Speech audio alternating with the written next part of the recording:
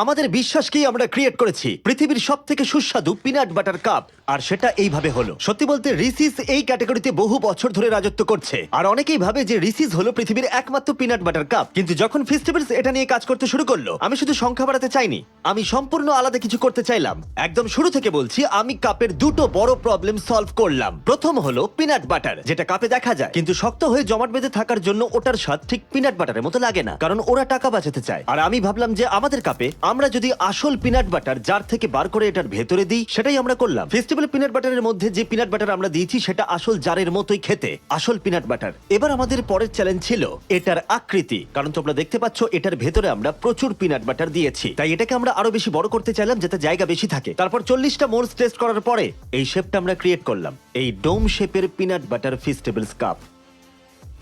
যেমনটা তোমরা দেখছো এর ভেতরে অনেকটা পিনাট বাটার রয়েছে। এটা হাই কোয়ালিটি ফেস্টিভ্যাল চকলেট।